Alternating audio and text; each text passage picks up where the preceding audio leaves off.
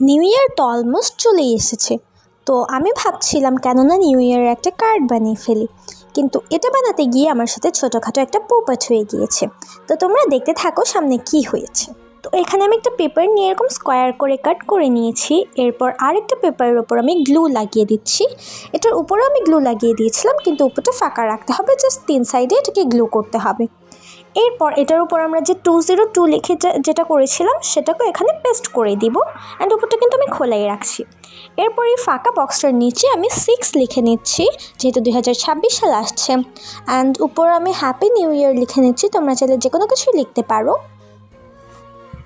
এখানে আমি একটা ব্লু কালার পেপারকে এই শেপ করে কাট করে নিয়েছি, তোমরা নিজেদের ইচ্ছা মতো কালার পেপার নিতে পারো।